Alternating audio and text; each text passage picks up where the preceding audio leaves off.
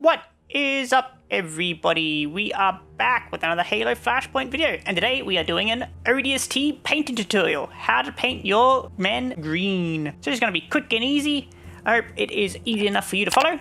So we got our little grey man here, and the first thing we are going to do is we're going to get a nice tub of clean water with a little bit of dish soap. I'm just going to give him a quick clean with a toothbrush. So you don't have to be too careful or anything with this. I've just been burnt with models in the past where they've been, got some sort of residue on them, and so they don't prime properly or whatever. So we're just going to give them a quick clean, and then we're going to dry them out, and we are going to get straight into the painting. So just make sure you get all the bubbles and things off in clean water. And so after getting them all dry, we put them on our little painting stand. I'm only going to be painting these one at a time, but when you prime them, you can obviously paint them however you want in a big group. So we're going to be using speed paints. So we are going to be using this Vallejo Hobby Paint White, and we're going to take it outside and we are going to spray it.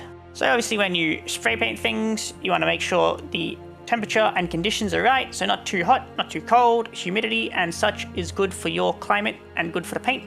Vallejo I find to be a bit temperamental, so you have to be a bit more careful with it. But if you do it well, it should come out pretty good. If you do a bad job, it'll usually come out like sandy. So that just means it was either too hot or the temperature or whatever was wrong. But with it primed, we are now ready to get into the actual painting process. So this is going to be one of those things where you just got to trust the process. The model's going to look a bit silly as you go, but once you finish it, it looks okay at the end. So the first thing we're going to do is we're going to use these 4 paints. You can use whatever colors you want, but I've got a dark gray, a darker green, a light brown, and a dark brown. I'm just going to polka dot my model all over. Don't put too many dots beside each other. Don't put them too spread out. Just, go through and do it. You don't have to be too precise about it because this is supposed to be camouflage. So, you want to be evenly broken up across the model. So as we go, I'm probably just going to end up cutting through most of the painting process proper because I am completely unable to film it properly. Usually my hands are just in the way, or it's out of frame, or out of focus, or whatever the problem may be. So I'll just describe what I'm going to do, and then I'm just going to cut away and cut back because you don't actually need to see where each specific dot goes because you're just going to end up putting them in a different spot anyway. I think I will note that make sure you just get in between the legs and underneath the arms and things because you might miss some spots. These are supposed to go everywhere, but after going through all 4 of the colors, you end up looking like this, a bit of a polka dot man. This is the part of the process where he looks the most silly. But trust me, he will look better as you go. I will get onto the next part of the painting process right now. Now we are onto painting proper, and we're onto our first speed paint. This will be a dark gray. You use whatever dark gray you might want to use. I'm going to use a Cultist Cloak from Army Painter. The idea behind the dark gray is we're going to darken all the areas that on the finished model we want to stay dark. So this is going to be parts like the undersuit, specifically between the legs, the gloves, the satchels, underneath the arms, the space underneath the helmet will be the main parts we're going to be putting as a dark grey for now. A quick note for Army Painter Speed Paint 2.0, if that is indeed the paint you choose to use, is 2.0 I believe requires you to use the Army Painter Speed Paint Medium to use it effectively. I usually mix it in a ratio of 1/3 to 1/2. That's as opposed to the Army Painter 1.0 version, which doesn't require you to use the medium, at least not as much. I'm going to either just speed this up or cut through it, but once you get to the end, you're going to end up having all your areas dark and you can start to see the model taking shape. So I will get onto the next part of the speed painting. For our next color, we're going to use Army Painter Camo Cloak. We're going to do the entire model, head to toe, except the gun, which we're going to leave for now. But that's going to be including over the dark grey areas that we've already done previously. Just make sure you try and prevent too much pooling on the model, as speed paint can sometimes pool up. So if it does, maybe just dry out your brush, just clean it off and then go over it again. It's not too hard because speed paints are pretty easy to work with generally. But if it does end up pooling and you can't fix it, don't worry too much, as that will generally just serve to increase shadows on your model, or may just end up looking like extra camo spots, which is never a bad thing. Try to make sure you do the whole model evenly, but don't be too concerned if you miss a few spots, as we are going to go back through later and fix them. Once the first layer is dry, you end up getting your model looking a bit like this. So he is looking pretty cool right now, and if you want to move on, you can move on right now if you want to. However, I like to do a second coat of this green. I think it gives a better finish, it makes the model look a bit darker, and it adds a bit more to the overall aesthetic. It also gives you a chance to go back through and see any white spots you might have missed and go over them now. That is fine as well because those lighter areas will further increase the camouflage look of your model. So just do what you just did, but do it again, once again. Just don't do the gun, because we're going to do that later. And this is how we look finished on the green. So he's looking pretty cool now, I think. And now we are back onto grey. So we're going to do the gun, and we're going to go back over some of the...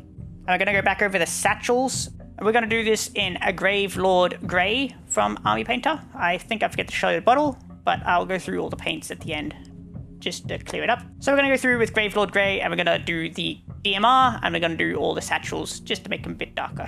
So with the DMR and satchels done, you can now wait for it to dry. But why wait when you have a visor to do?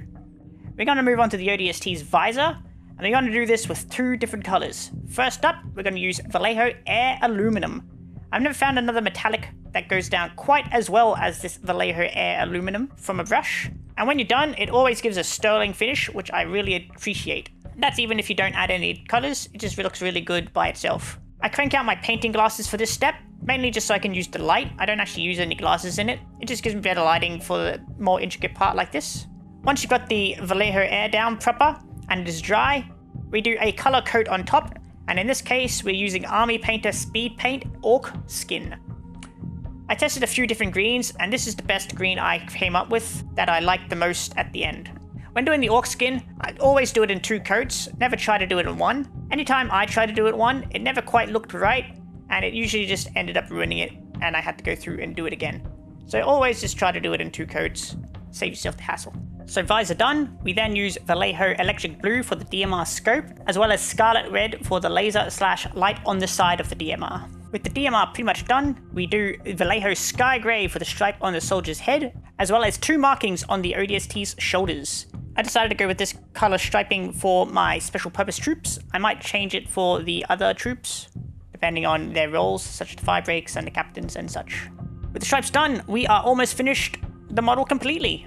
And we are on to the final part, mostly, which is we use a light green, in this case a Vallejo Golden Olive, to go over the model and edge highlight parts of the armor. This will make parts of the armor much lighter, which is fine and what we are going for. Try to think of parts of the model that are most likely to catch light, and those are the parts you should highlight. If that ends up being a bit too hard for you, literally just hold your model up into the light and see where the light hits, and that should give you a good indicator of where you need to edge highlight. With the highlighting done, the model itself is finished, and we move on to the basing. I'm just going to skip straight to the reveals because I didn't film this very well anyway, and I'm going to go through at the very end and tell you exactly what colors and things I used for each step.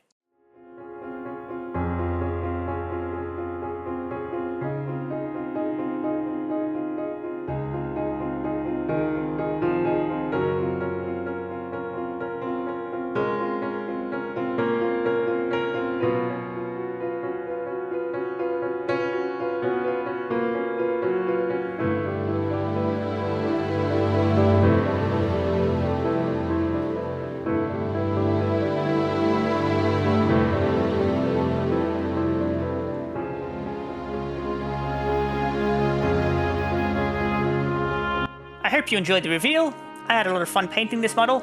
I'll now go through the paints and tell you which ones they were and in what order I used them in. So first up, I used flat brown, flat earth, dark grey and medium olive to do the camouflage spots on the model. I then moved on to occultist cloak from Army Painter to do the satchels and the undersuit. I then used camo cloak for the main armor color, and I did 2 coats of that. For the visor, we used model air aluminum and orc skin. For the armor markings, I used sky grey for the stripe and the shoulders.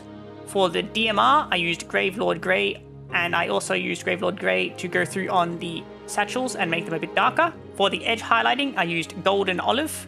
For the base, which I skipped through, I used runic grey and dark grey on the metal part, as well as a dry brush of natural steel.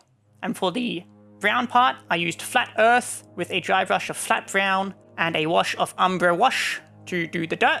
I used some black to do the DMR's barrel in a bit darker, and I used electric blue and scarlet red to do the details on the DMR. Those are all the paints I used, so it does look like a lot, and you could actually probably cut this down to about half as many paints if you really wanted to.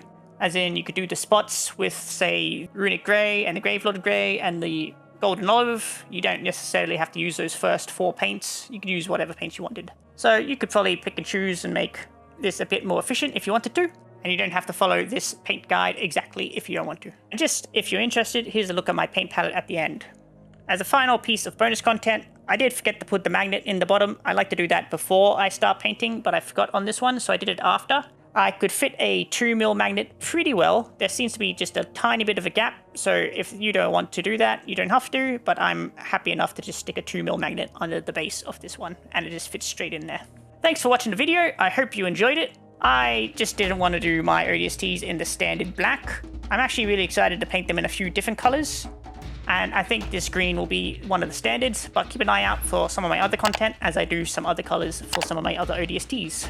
Make sure you like and subscribe and leave a comment if you have any painting feedback, and I'll catch you next time. Goodbye.